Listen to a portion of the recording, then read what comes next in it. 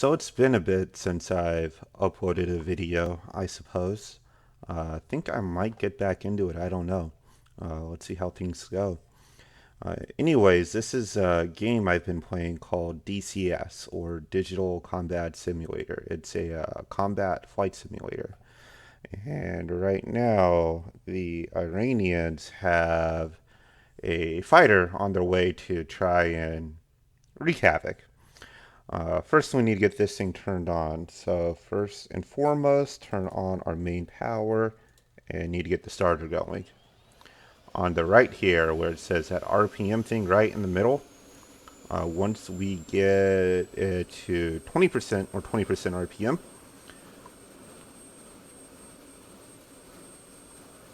sorry, I like how it sounds like a train for a moment at first. We uncage the throttle, so moving it forward from disengage to idle.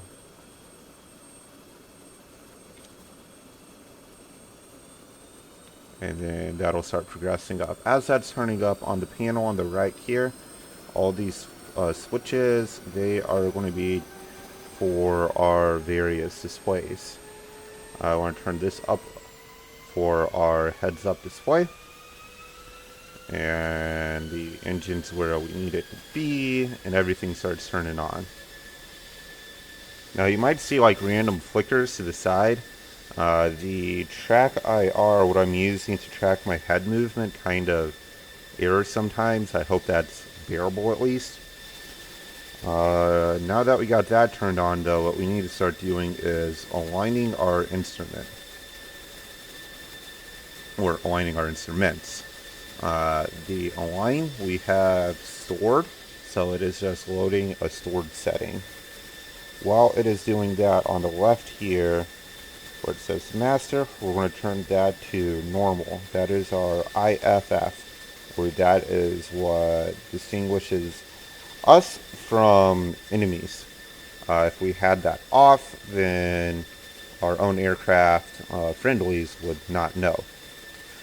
This is our heads up display I turned on, and now I'm turning on the countermeasures with our chaff and our flare.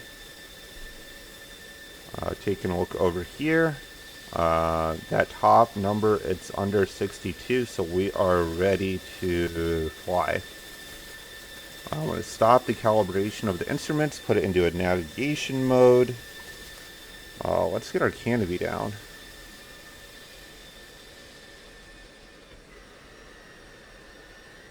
Alright, canopy's down. We are going to lock that in place, which then we can turn our RWR, or radar warning receiver, and our jammer on. We got all that on. Just doing a double check, make sure that I am not forgetting anything. We need to turn the taxi lights on.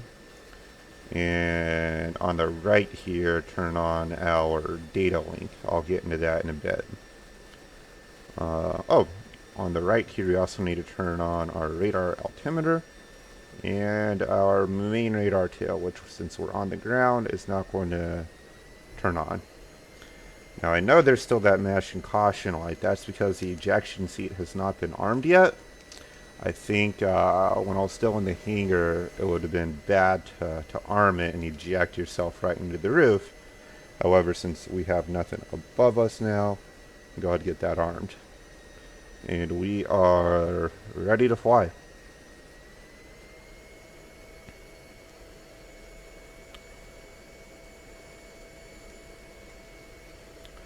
Just need to get over to the runway.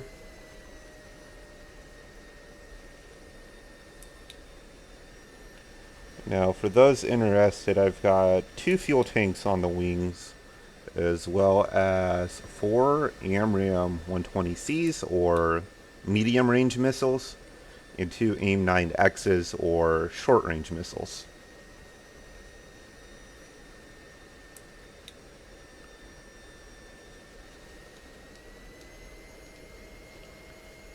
And we are lined up on the runway, so let us get going.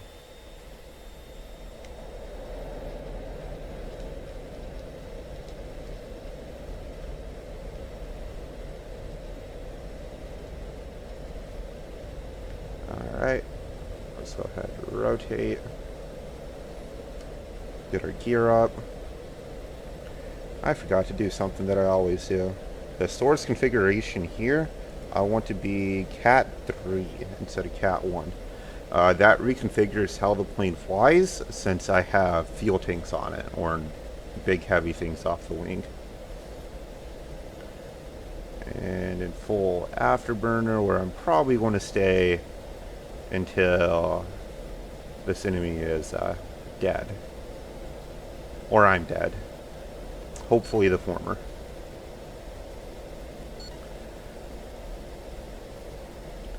Now that little circle moving around with a straight line up, that is the director to get us towards our enemy.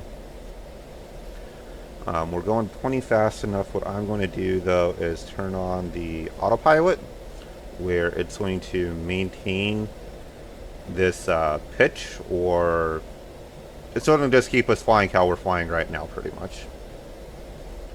Now I mentioned the data link. What that is a program where the radars of all the airplanes are shared. They link their radars together and you can get an overall picture. Now it doesn't look like, there we go. So that red triangle with the 24 under it is the enemy. They are 24,000 feet, 27,000 feet now, so they are climbing and heading towards us. Since it is a hollow red triangle, what that means is we do not have it on our radar.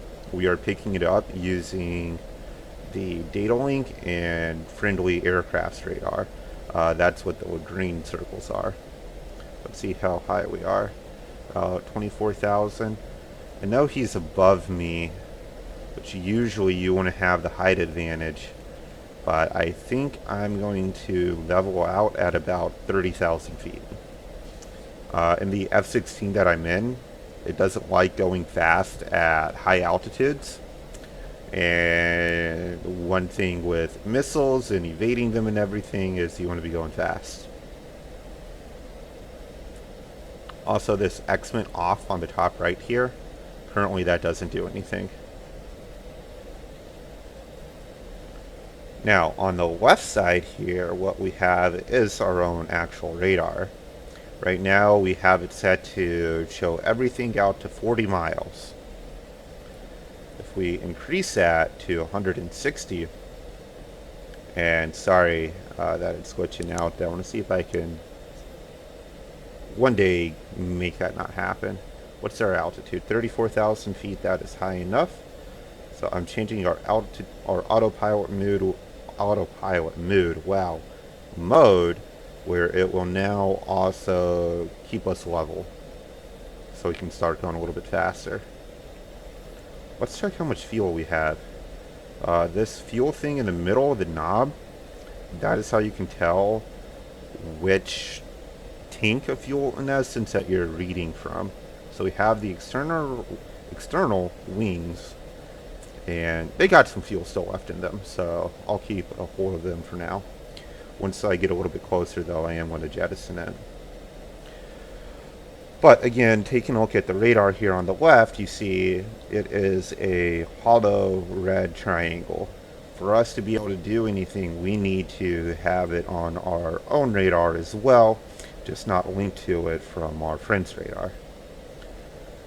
One thing we can do instead of, if you take a look on the right, where that cyan triangle is what our radar is detecting or scanning for. If we wanted to pick up the enemy, one thing we could do is have it scan a narrower piece of sky. So if we change it there, now we're scanning a lot narrower from left to right. Also, the thing that's going up and down that says like -599, that is the altitude.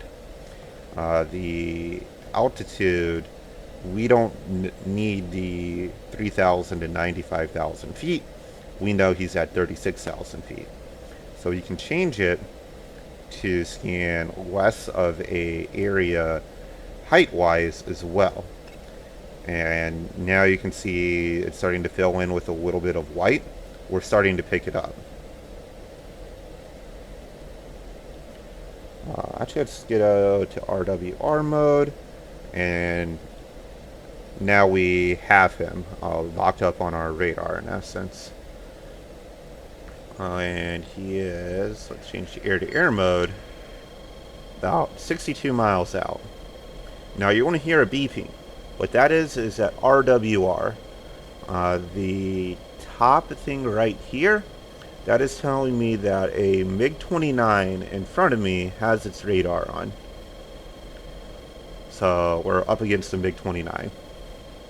We're about 50 miles out, so I'm going to go ahead and drop our fuel tanks. This will allow me to start moving a bit faster.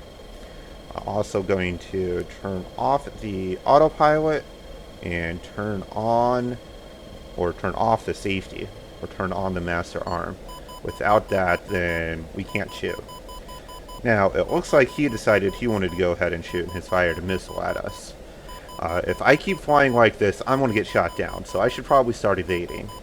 What I want to do is first get us out of that Cat 1, or Cat 3 to Cat 1, and crank. Or move him to the gimbal limit of our radar, about 60 degrees. What this will do is make the missile turn. The missile turning is going to bleed off its energy, and then it won't have the energy to shoot us down.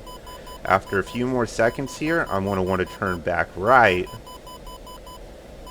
Again, the missile ought to track us to the left, and now it's going to have to try and track us to the right. And the TAC view that I showed a little bit earlier, I'll demonstrate this again. And I'm pretty confident that I was able to evade this missile. Now, we could go ahead and shoot. However, there's a pretty low likelihood that it would actually impact. We'd probably miss. And I made a mistake there. He got outside my gimbal limit of my radar. So I need to get him back into the gimbal limit of my radar.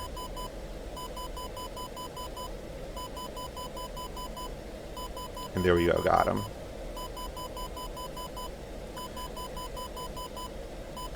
Now we are about 15 miles out. What I'm going to do now is start turning in towards him and start lining up a shot that I want to take. Alright, I got a missile out. Now he's probably shooting me again, so I'm going to defend this missile by diving straight down to the ground. And dumping chaff and flare out. And again, going straight down. I don't see any missiles back there, but there still might be. And so we don't crash into the water, we're going to start pulling up. Now, I don't know if I hit him or not. I'm not getting shot by any missiles anymore. However, according to the data link, he is still out there. And he just disappeared. So I think I might have got him. Let's turn around and see if we can get anything on the radar or anything.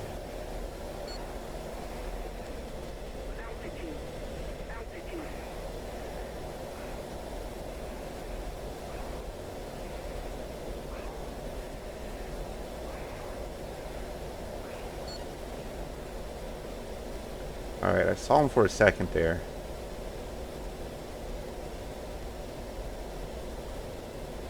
Okay, yeah, he has been shot down. He's no longer showing up on the radar. And that is pretty much that. I am unscratched. Only took one missile and got him. And we are going to be heading back home.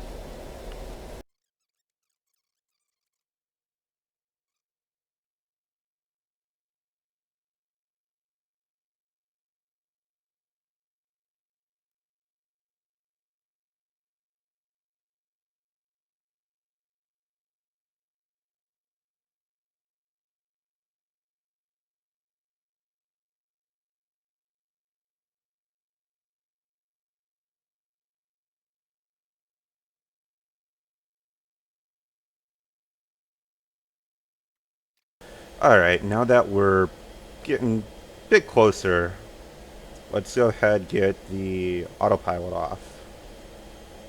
Now you'll notice this flashing fuel there. I am kind of low on fuel, but I got enough to make it to base.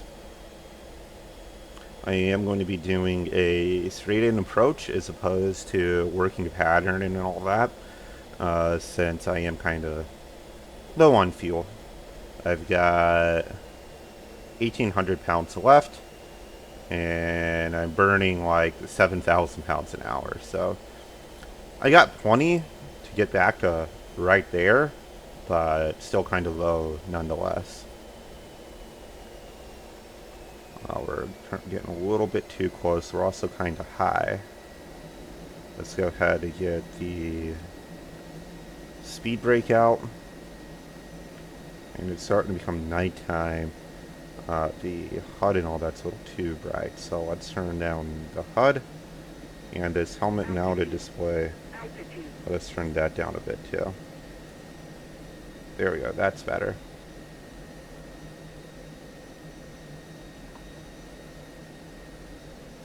Now you might be like, the runway's right there. You're going the wrong way. And that was on purpose. By cutting in and pulling a bunch of G's, that'll help slow me down. Because I'm still going way too fast.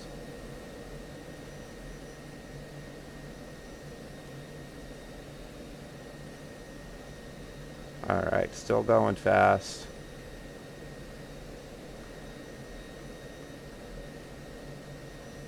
I think I'm gonna have to go around. Yeah, it's too fast. Altitude. Altitude.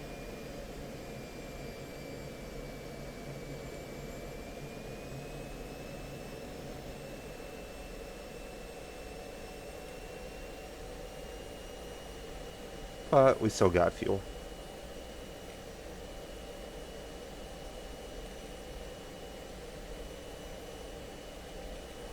So just want to fly down to the end of the runway, or turn around and try again.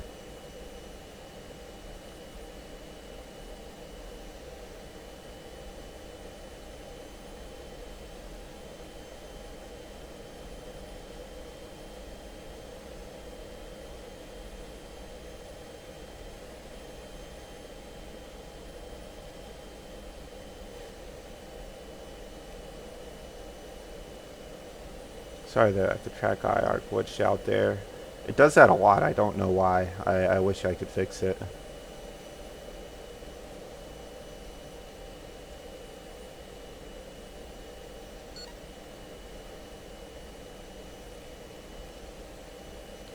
This does give us a moment to appreciate how good the game looks, though.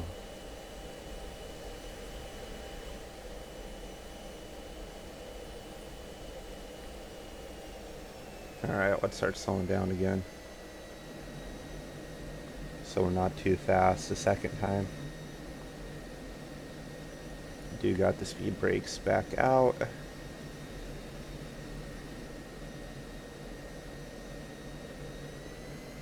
Alright, yeah, we want to be good this time.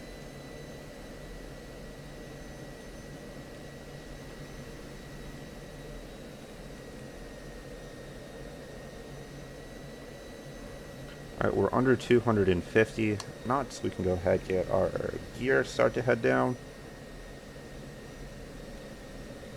Right, nose is down, and the main gear is down too. Man, that is annoying, that jumping.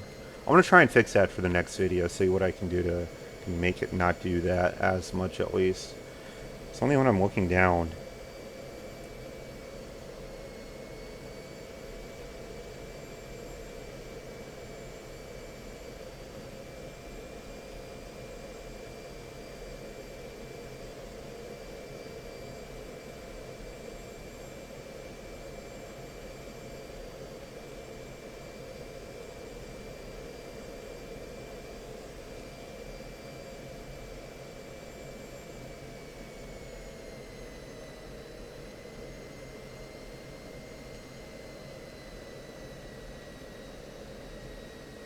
Bit high.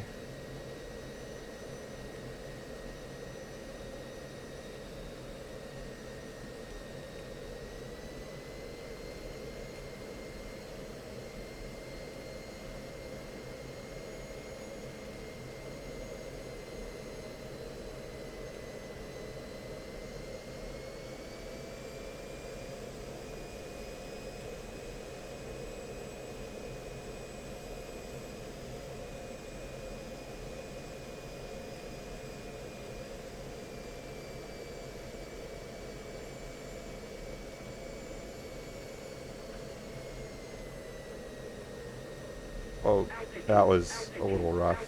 That's okay. Altitude. Altitude. Now, to save the brakes, what you can actually do is utilize the hull of the aircraft, keeping the nose up, for the aerodynamics to slow down the aircraft. I'm nowhere near as good at landing as I should be. But that is, again, or this has been DCS. Quick scramble intercept mission of sorts. And stay tuned as I got something else to show you. So that mission we just did, we want to watch the TAC view of it. What this allows us to do is see what each of our planes did pretty much and analyze it. So you don't have to watch the startup and all that again. I'm starting this off when we're about 50 something miles from each other. And we are closing, taking a look, the AGL, that is our height. So we are both about 37,000 feet, about 40 something miles away from each other. The number above that, where mine says 1.42, the MiG is at 1.65. That is our speed, or I'm 1.42 times the speed of sound. He's going 1.65, so he's going faster than me. And he gets a missile off. So if we head over this way, as you can see, as I'm flying straight, the missile's just flying straight, and it's going to just keep going straight this way until it hits me. Now, the propellant on a missile only burns for a few seconds, and then the rest of the way it just coasts. So what I'd start doing is that turn, where it is going to have to start turning as well to try and track me in essence. So as you can see, it is having to turn. Instead of trying to hit me over here, it now has to figure out a way over in this area to shoot me instead. That turning that it's doing and pulling G's is bleeding off its airspeed. As you can see, it is slowly going down. But it's still going kind of fast. It's going faster than I am. And it looks like it's going to do a decent job hitting me over here. So, I want to bleed off even more speed of it. So I turn again. And now, instead of trying to track me to hit me in this area, it's got to turn and start tracking me to hit me in this area instead, which will bleed off too much speed where I'm now going faster than the missile is, and it's never going to be able to hit me. And it's going too slow, and it's going to just start falling out of the sky.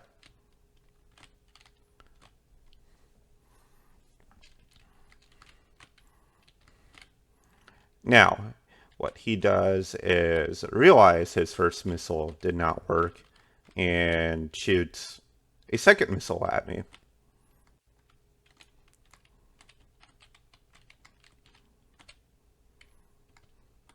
Which, looking like it's probably going to hit me. However, again, I turn in, shoot, and I got really lucky here, where I start using the chaff and the flares, and I managed to evade the second missile. Why I dived straight down? If it would have tracked me that way, then it would have been easier to tell. Diving straight down like that is a very easy way to defeat a missile as well. I could not have done that earlier, as at that point I would have been too low to the ground and I wouldn't have been in a good spot to shoot it back. And my missile is coming along. he doesn't really do anything to defeat it or evade it, and he goes down. Then I don't know he went down, so I start turning around to re-engage. And then I realize he's not there, and then I fly home. And right here, I get really lucky that the missile goes for my countermeasures instead of me.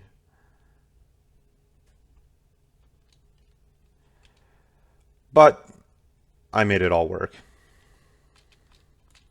Anyways, hope you guys enjoyed. If you liked this, let me know in the comments. I'll post more. If you'd rather me, like, keep not posting, let me know that too. And I'll see you guys later.